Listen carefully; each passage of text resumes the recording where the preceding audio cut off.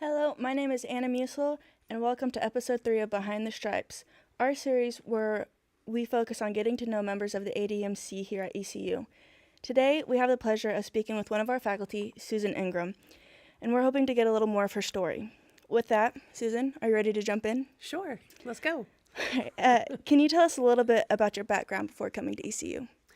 Okay, well, I kind of feel like I've been at ECU forever because I was a student here. I did my undergrad in mass comm, so I have the same degree that you guys are working toward.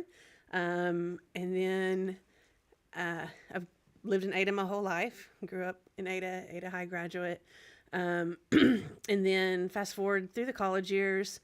After I graduated, or actually my last semester, I got hired by the Ada News. I always wanted to be a writer or a journalist. And so there was a position open, and I'm like, I'm going to apply for it.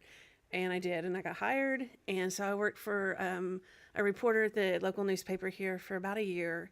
And then I got a call one day on the phone, and it was the director of marketing here at the university. And she said, "Hey, I have an opening. Would you be interested?" And she called me on my work phone at work at the Ada News. And I was like, can I call you back tonight from my home phone?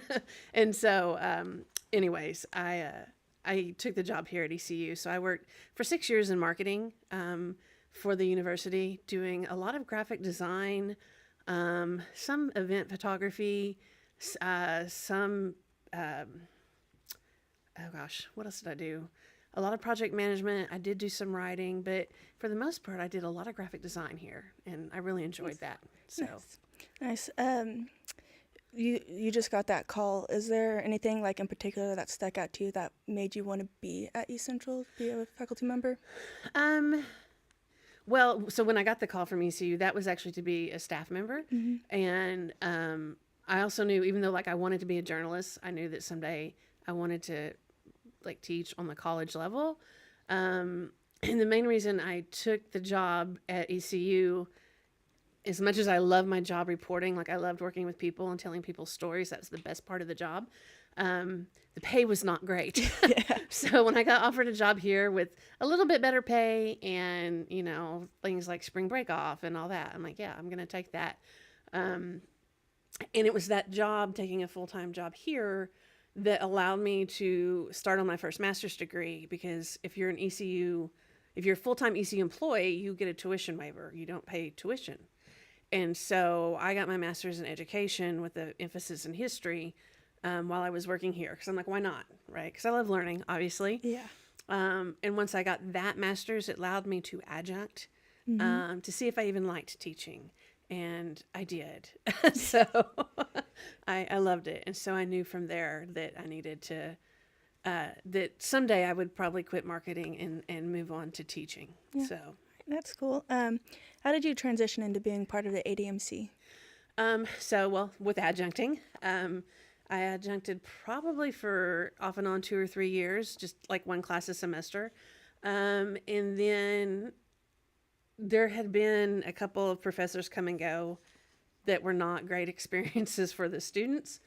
And so the department chair at the time, he called me and he's like, are you going to apply for this job? And I'm like, well, technically I don't have just the specific right degree to get hired. So I was like, no, I'm going to start a degree and then apply. And he's like, well, okay, I'm going to tell you to go ahead and apply now. And so I did. I took that advice. I went ahead and applied, and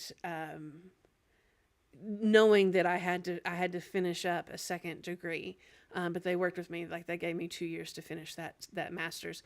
You have to have. I ended up getting my master's from West Virginia University in integrated marketing communication, and so. That's kind of how I ended up here, and I was thrilled because I loved my time as a student here. Yeah. And so to get to come back and be part of the department was just awesome for me. Yeah. So Yeah, that sounds pretty awesome. Could you describe how your work prior to being an instructor has influenced your teaching? yeah, I remember. I guess I was when I started with reporting. I was very, very. I'm an introvert. So, and I was kind of shy. Um, Being a journalist forced me to get out of that shell really, really quickly, because you just had to go up and make connections and start talking to people. And so that helped me prepare for teaching, in that standing in front of a classroom, Yeah. right? You're kind of like on, like in, to be able to still just talk to people and to relate to people. It also taught me while I was a journalist that everybody does have a story and everybody has a different background, and just to be sensitive to that and aware to that and realize that, I mean, everyone does have value, right? Yeah. And even though their experience is different than my experience, their story is worth hearing and their story is worth telling. And so that influenced me as far as dealing with students one on one.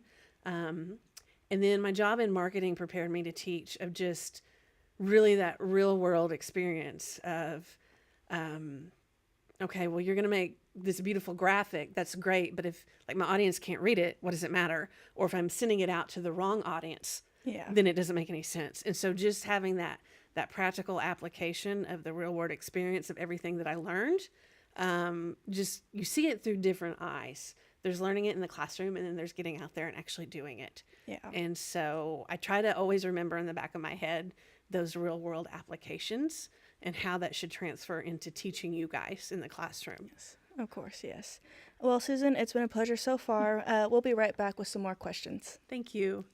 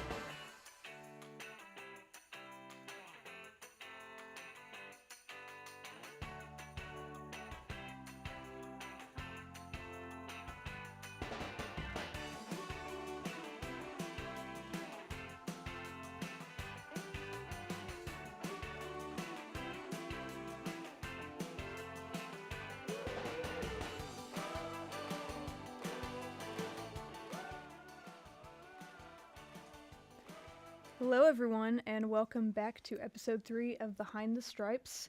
I am Lauren George, and we are picking up where we left off with Professor Susan Ingram. So, Susan, are you ready to keep going? Of course. Okay, cool. So, my first question for you is, how many courses do you actually teach? Oh, okay. In a semester, right? Yes. So we're supposed to teach 12 hours, which is 4 courses. But I also teach senior portfolio, which is 1 hour.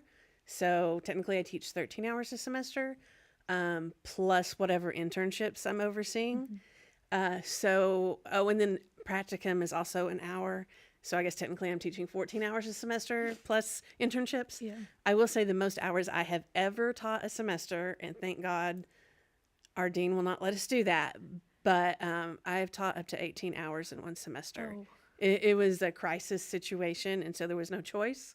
But I sustained that I did 18 hours and then 2 semesters of 15 hours in addition to senior portfolio. So, yeah, I don't ever want to do that again. No, that sounds like a nightmare, actually. Yeah. So of all the things that you teach, do you have a favorite course? And if so, why? Oh, goodness. Tough question. What course is my favorite? It changes. It varies. And this is going to sound maybe strange if you haven't taught, but part of it depends on the students, the makeup of each class. I love the content and intro to mass media because it's really like the history of media, and I love history. And I totally geek out over the inventions of, like, hey guys, before the telegraph was invented, you had to walk to tell somebody something, and it may take months. So yeah, I geek out over all those inventions and stuff. So I love the content of that. Writing for media I really like the first half of that class because it's still like traditionally journalism focused. And so I really get to tap into my newspaper days and be a little nostalgic. Yeah. But yeah, I don't really think I have specifically one favorite because I really love all the material that I teach. So Yeah, that's a good answer. Do you have a favorite project that you work with students on? I enjoy, in writing for media, the very last project they do is write a screenplay. And I enjoy that project a lot because they get to be creative as they want to be. And, all the other types of media writing are mostly nonfiction. And so getting to see them, I guess, stretch their imaginations and be creative, that's always a fun project for me because I like reading their screenplays. And it's just neat to get them to see how creative they can be. So I also hate senior portfolio, trying to help them put their projects together. I hate that it's so stressful on the students. But once they get there and they get it all put together and they do their presentations, it's always like, I'm so proud of them and I'm so happy for them that they've completed that and finished that. So Yeah. That answers my next question. Okay. Do you have a least favorite? Yeah. Okay. So Yeah. it'd be senior portfolio. And what is the best experience that you've had as part of ADMC? Oh God, best experience. There's not really like one experience overall I could point to. I would just say the best thing about being a faculty member with ADMC is we're kind of family, right? I like that we have that environment. My coworkers help to foster that environment. I couldn't ask for better coworkers. I couldn't ask for better students.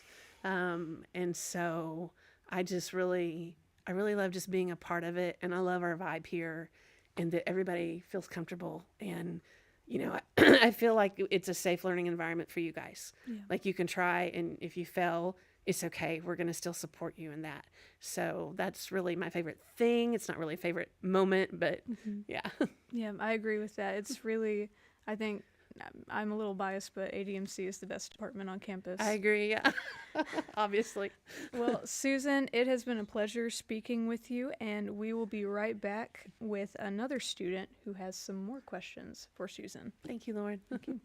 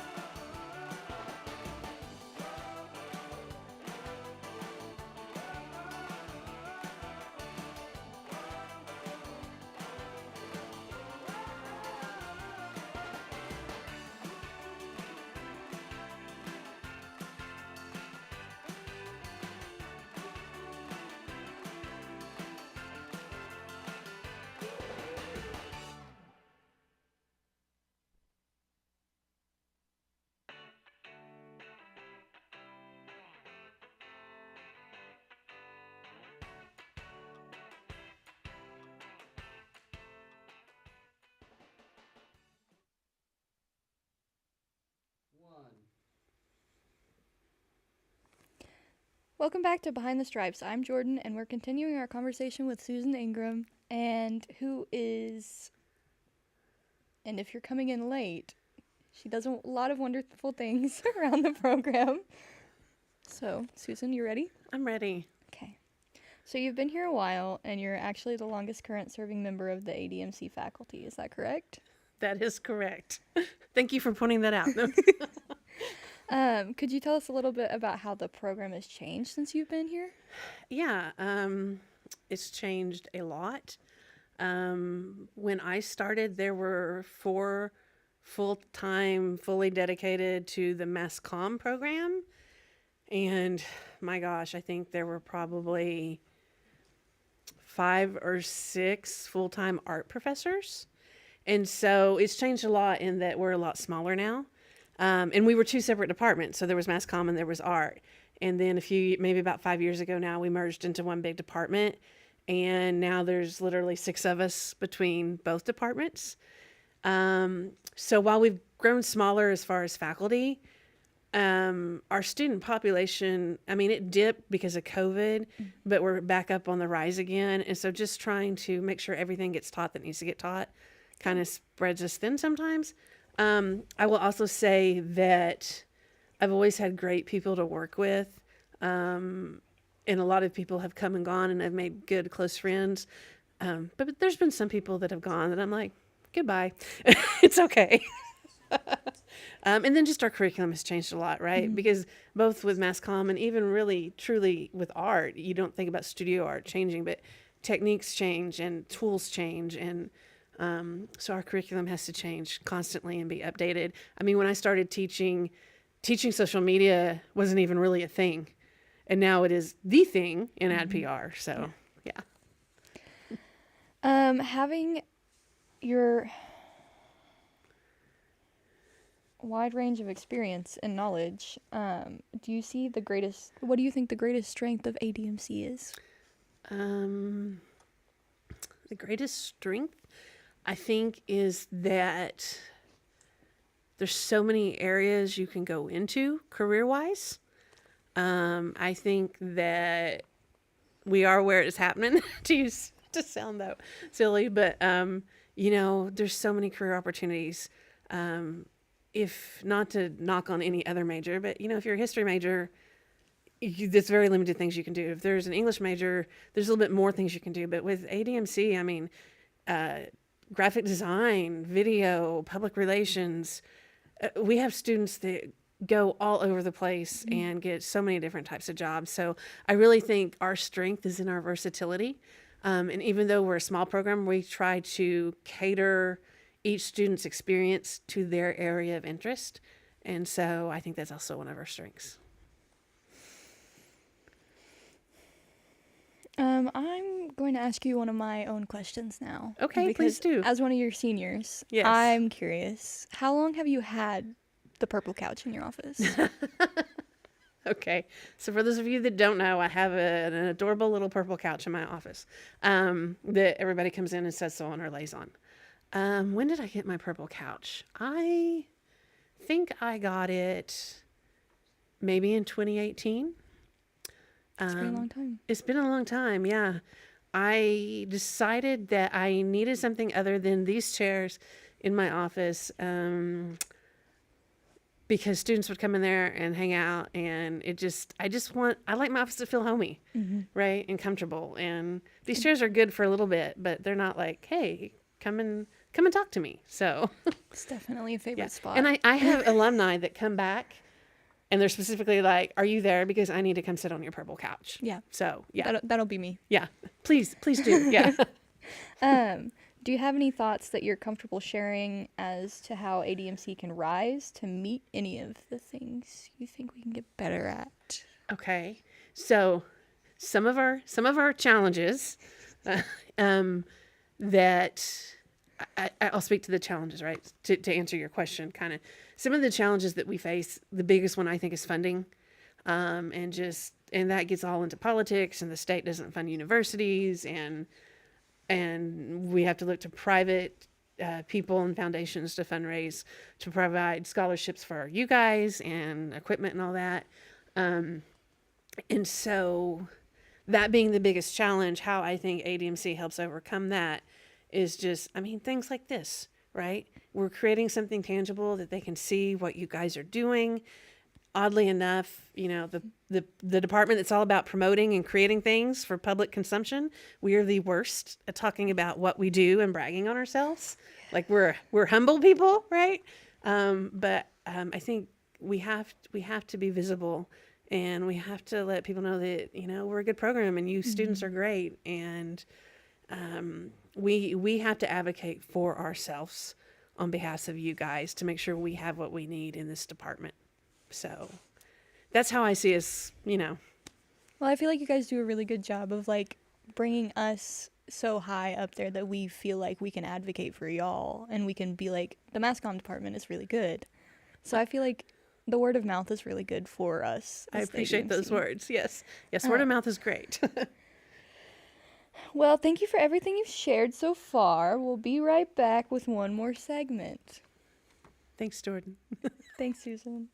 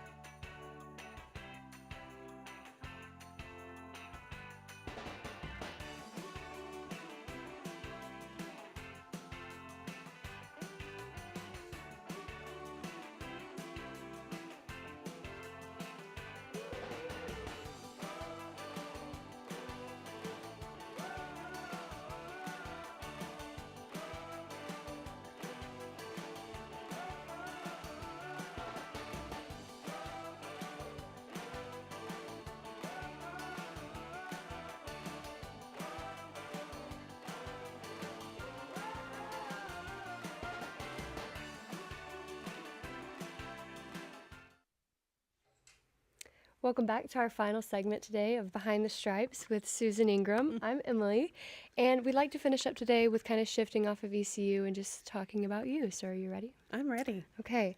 Obviously, you're a teacher, a mentor, a writer, so many other things. Do you have any hobbies? Yes, I do. Would you care to share? I do manage to find some time. I love reading, but actually specifically audiobooks, which some people say is cheating, but it's not. I like to listen to audiobooks. A couple of years ago, I decided to teach myself how to do like old school hand embroidery work. Really? So I enjoy doing that a lot, specifically while I'm listening to audiobooks. And then I like, especially in the spring and summer, I like working in my flower beds. And so, nothing too exciting. Just But peaceful. yeah. That And I guess sounds history nice. is a hobby for me too. Yeah. Like I'm a history nerd. I love anything. Like history movies and stuff? Or No, like not even really documentaries? history movies, but just like history research, history books. What got me started on audiobooks, this is probably too much information, but it was right after COVID. So about, I don't know, 4 years ago, I decided that I wanted to take a deep dive into the founding of the United States and when it was the British colonies, the American Revolution. And so I started listening to every audiobook I could get my hands on. And I've probably listened to about, I would say upwards of 30 books on pre-America and then the Revolution and then up to like 1812. That's a lot. So if you want to know anything about that period, hit me up. I can answer. Do you have a favorite food or a favorite kind of food? I Favorite guess. kind of food? Mexican food. I mean, you can't go wrong. Never with misses. tacos, right? Yeah, Yeah. I agree with that. And cats or dogs, and why? Oh, God. Cats, of course. We should know this. You should know this. Yeah. You should know this. If you've seen my office, you should know this. Why? I guess because I was just raised around cats. Like I had cats growing up. I love dogs too, but I am not a dog person. They're more work than cats. So yeah. I feel like people, if they're a cat person, they like fight hard, like why cats are so much better than dogs. They are. Well, I don't want to get controversial. I was about to say. All animals are important. They all have worth. Could you describe your perfect day? Oh gosh. I wanted to give that answer from Miss Congeniality too. What was it like? April 25th. 25th, because it's not too hot. Let's go. She's not wrong. Anyways, It is a good day. it is a good day. No, my perfect day, honestly, is a sunny but right 60s or 70s. Really, just getting to do like whatever it is I want to do. Is that like Yeah. I can be lazy and take a nap if I want, or I can work outside, or I can hang out with my cats, go to lunch with some friends. Just whatever hits. Spontaneous. Yeah, nothing not having any planned. responsibilities for Yeah, a day. Yeah. Same. And just because we've asked everyone else, do you have a favorite dinosaur? Yeah, I think I'll go with the Brontosaurus Okay. because why not? I think we've heard this one before. Yeah. Maybe. Yeah. Now, if you asked me how many I can name, we would be in. There's like 3, so Same. that's. Yeah. But the odds are I'm going to say Brontosaurus. All joking aside, is there anything you'd like to add or wish that we would have asked you?